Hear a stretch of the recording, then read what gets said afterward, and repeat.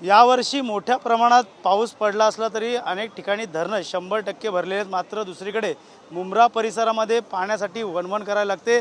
मुंब्रा परिसरात आपण सध्या आहोत। राष्ट्रवादी शरद पवार चंद्रगट या पार्टीकडनं धरणे आंदोलन आजपासून सुरुवात केलेली आहे। पाहू शकतो स्थानिक नागरिक देखील या धरणे आंदोलनामध्ये सहभागी झाले आहेत। तसेच माजी मंत्री जितेंद्र आव्हाड यांच्या पत्नी ऋता आव्हाड देखील या ठिकाणी आता आलेले आहेत।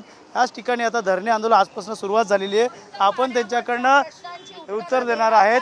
मॅडम, एकंदरीत मोठ्या प्रमाणात पाऊस पडलेला आहे। मोठ्या प्रमाणात यंदा यावर्षी पाऊस पडला, म्हटलं आंदोलन करावं लागतं पाण्यासाठी, का वाटतं एक मोठं आंदोलन या ठिकाणी? तुम्हाला माहिती आहे का की इंटरनॅशनल ह्युमन राईट्स ने एक पेपर सबमिट केलेला आहे युनायटेड नेशन्स के पाणी हे नागरिकाचं अतिशय काय म्हणतात ते एसेन्शियल राईट आहे, कळलं ना। आणि ते सगळ्यांना without any kind of discrimination, म्हणजे जात पात धर्म पैसा श्रीमंत गरीब वस्ती हे सगळं न कन्सिडर करता सगळ्यांना इक्वल डिस्ट्रीब्युशन पाण्याचं मिळालंच पाहिजे।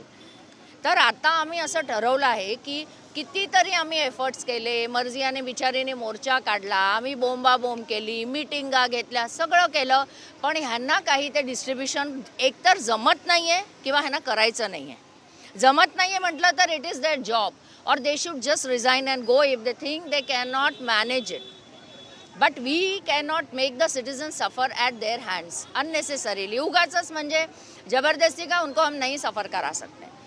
तो हम ऐसा अभी हम लोग ने अभी एक डिसीजन लिया है कि हमारे जितने भी यहाँ पर जितने भी NGOs है अबाव पॉलिटिकल पार्टीज़, जितने NGOs हैं उनको सबको हम एक साथ लेकर हम लोग एक कंप्लेंट फाइल करेंगे against the Thane municipal corporation, जिसमें हम लोग ये बोल सकते हैं कि ये सिविल राइट्स के बहाली पर ये हम लोग करेंगे। उस पर थोड़ा सा लीगल एडवाइस लेंगे क्योंकि हमारे पास ये एक ही आखिरी रास्ता बचता है, दूसरा कोई रास्ता नहीं। हम थक गए हैं अभी, मतलब उनको कुछ अगर पड़ी ही नहीं है। और आपको मैं बोलूँ कई कई इलाकों में तो 7-8 दिन 7-7 8-8 दिन पानी नहीं है और ये अचानक हुआ है। ये अचानक हुआ है ना 4 महीने से। ऐसा क्यों हो रहा है? इतनी तो कोई आबादी बढ़ी नहीं है, इतनी कोई नई बस्तियां तो आई नहीं है, तो फिर ऐसा क्यों हो रहा है? और पानी तो बराबर है। अगर देखो उन लोग एक दूसरे पे ब्लेम नहीं कर सकते। दे कांट से MIDC में पानी नहीं है। Finally which body is suppose to give us water? PMC। तो हम तो उन्हीं को बोलेंगे ना। सो ये उनके लिए हम लोग एक बोल रहे हैं। और तो हम लोग अभी जल्द ही ये वाली एक एक्शन लेंगे कि we will actually file a civil complaint against them. पाण्याची समस्या मिटलेली आहे ठाणेकरांची, मात्र अशा रोजच्या बातम्या येतात, का वाटतं वणवण भटकावं लागतं, अजून भेदभाव का केला जातो? हो, आम्ही तेच म्हणतोय, मला माहिती नाही तो भेदभाव आहे, काही टेक्निकल इश्यूज आहेत। एक तर पाईपलाईन्स खूप जुन्या झालेल्या आहेत, त्या बदलायला नाही। त्यांच्याकडे ते म्हणतात आमच्याकडे बजेट नाही आहे, पण तो सगळा सामान्य नागरिकांचा मुळात प्रश्नच नाही आहे। आणि लोक पाणी नसूनही बिलं भरतायत। बरं, बिलाची वसुली तुमचं काम आहे ना, तुम्ही करा। आता जेव्हा सगळ्यांना इलिगल कनेक्शन्स पण होत आहेत, जे कोणी त्याला कोणी कारणीभूत आहे ते मला माहीत नाही आहे, पण जे काही आहे शेवटी आम्हाला पाणी पाहिजे, बस। ते तुम्ही द्या, ते तुमचं काम आहे। त्याच्यासाठी काय करायचं हा पूर्णपणे तुमचा प्रश्न आहे। आम्ही त्याच्यासाठी तुम्हाला पगार मिळतो आमच्या टॅक्समधून, सो तुम्ही आम्हाला पाणी द्या, एवढंच आमची मागणी आहे। उभी फूट पडल्यानंतर काही नगरसेवक त्या शरद पवार गटातनं अजित पवारकडे गेले, काहींनी निधी आणला, स्थानिक जनतेसाठी आम्ही कामं करतो असं दाखवलं। का वाटतं इकडे निधी येतोय मात्र पाणी येत नाहीये? आपण आहे ना या सगळ्याला राजकीय हे देऊ नका। सगळेजण पाण्यासाठीच लढत आहेत, हो की नाही? आणि आम्ही एक्झॅक्टली आम्हाला हेच म्हणायचं आहे, तुम्ही काहीही करा, पण हा जो रोष जो लोकांमध्ये आहे तो त्याचा उद्रेक होण्याच्या आधी तुम्ही प्लीज सगळ्यांना पाणी द्या। 7-7 8-8 दिवस लोक पाण्याशिवाय राहत आहेत। श्रीमंत वस्तीमध्ये 7 तास देखील पाणी गेलं तर नुसता टाहो फोडतात लोक, पण इथे जस्ट बिकॉज त्यांच्याकडे काही साधन नाही आहे म्हणा का, आणि सगळ्यांकडे टाक्या नाही आहेत बिल्डिंगमध्ये, ती पूर्ण एक तर रात्रभर त्यांना जागावं लागतंय, रात्र एक पाणी येतं आणि रात्री वाटेल तेव्हा पाणी सोडतात. माझं एकच म्हणणं आहे की जे पाणी पाऊस नसताना पण म्हणजे फेब्रुवारी मार्च या वेळेला सुद्धा देत होते, एप्रिलपासून जी पाण्याच्या बोंबाबोंब सुरुवात झाली आहे ती आजपर्यंत आहे. कंटिन्यू मॅडम, एकीकडे टँकर माफिया वाढली, मात्र या संदर्भातली काय तक्रार अनेक वेळा केलेली आहे. सौरभरावकडे दालनामध्ये शानू पठाण जाऊन आले, अनेक वेळा लक्षवेधी मांडलेत, मात्र मुंबईला एक वेगळं न्याय मिळत का नाही? टँकर आहे ना, तो एक फार मोठा गहन विषय आहे. त्याच्यावरही भरपूर उपापोह झालेला आहे की असं का होतं, टँकर लॉबी. हे बघा, हे सगळे प्रश्न आमचे नाही आहेत. आम्ही ह्या बाजूला आहोत कुंपणाच्या.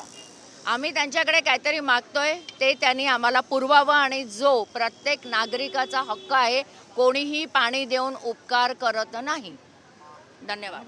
धरना आंदोलन कब तक शुरू रहेगा? सौरभ राव से कुछ बात हुई है इस समय में? आयुक्त से कुछ? आज अधिकारी आए थे मुमरा प्रभाग समिति के, हमने उनको कह दिया, लेटर दिए थे हमने उनको कह दिया हम बार बार आपके आश्वासन से संतुष्ट नहीं है. 17 लाख लीटर पानी चोरी किया जा रहा है कल्याण फाटे से सिलफाटे पे, और बीएमसी ने हाल ही में पंप जब्त किया. एक एक पंप को 50,000 रुपये फाइन मार के पंप जब्त किया. पंप के जरिए कल्याण फाटे से लेकर सिलफाटे तक में पंप के जरिए 17 लाख लीटर पानी चोरी किया जा रहा है, जिसके अंदर वॉलमैन को 50,000 रुपये की रोज़ की रिश्वत मिल रही है. उसमें कई अधिकारी शामिल हैं. जो लोग ये सब कर रहे, पानी बेच रहे, उनको मकोका लगाओ. एक वक्त ऐसा था कि तेल पे जंग हो रही है, विश्व में आने वाला वक्त पानी पे जंग होगी, पानी पे. और आप स्मार्ट सिटी थाना बोलते हो, स्वच्छ भारत अभियान बोलते हैं. मुमरा कौसा के अंदर जगह जगह डंपिंग ग्राउंड कचरे का बना के रखा है आपने. करोड़ों रुपए महापालिका जब दे रही है, तो फिर नागरिकों जब को मलेरिया जैसी बीमारी, कचरे को लेकर कई बीमारियां फैल रही है, तो फिर महापालिका करोड़ रुपए क्यों खर्चा कर रही है? उनके महापालिका से मेरी निवेदन है कि थाने के जो जनता है उनके अकाउंट में वो करोड़ रुपए डाल दे, इनको मत दे. सफाई तो हो रही नहीं टाइम पे. आप डंपिंग ग्राउंड और का कब तक बहाना करेंगे? ये देखिए, ऐसा मंदिर और मस्जिद के कई बार 3-3 दिन तक कचरे के अंबार लगे, आज तक कचरे नहीं उठ रहे.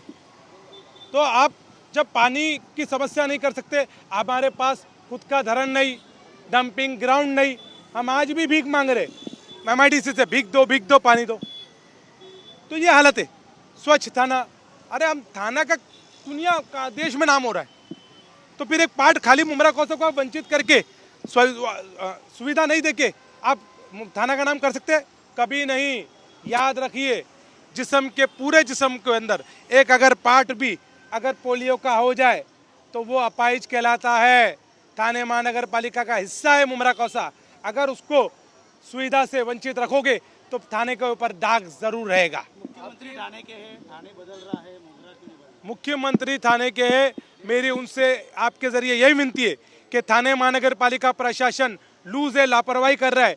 ऐसे लोग जिनके ऊपर जो ये सब कर रहे, ऐसे लोगों को बदली किया जाए, कार्रवाई की जाए, और ऐसे लोगों के ऊपर सख्त, जो टेंडर कंपनी है इनको ब्लैक लिस्टेड किया जाए. अगर आपकी मांगे पूरी, आपका अगला कदम क्या रहेगा? हम 2 दिन बाद थाने मुख्यालय कार्यालय पे हंडा मोर्चा लेके और कचरा लेके जा रहे, उसकी आँख खोलने के लिए. और हाल ही में हमारा डॉक्टर जितेंद्र अवार्ड जी, हमारे नगर सेवक रूता अवार्ड मैडम, सबसे डिस्कशन हुआ है. हमारे सभी लीडर सैयद अली भाई साहब, शमीम खान जी, सबसे बात हुई है. हम हाल ही में सभी अंजू के साथ, जो रूता मैडम ने बोला है, हम कोर्ट में भी जाने वाले हैं. पाहायला गेलं तर धरणे आंदोलन सुरू झालेलं आहे. येणाऱ्या काळात पाणी आणि कचऱ्याची समस्या जर मिटवली नाही गेली तर थेट मुख्यालय गाठणार आहे आणि या ठिकाणी उग्र आंदोलन केल्याचा इशारा देखील माजी नगरसेवक राष्ट्रवादी शरद पवार चंद्रगटाचे शानू पठाण यांनी दिलेला आहे. त्यामुळे येणाऱ्या काळात महानगरपालिका कशा प्रकारे या ठिकाणी आता पाणी आणि कचऱ्याची समस्या सोडवते हे देखील आता पाहणं गरजेचं राहणार आहे. कॅमेरामन मोहन दुबेसह गणेश सुरा, TV9 मराठी, मुंब्रा.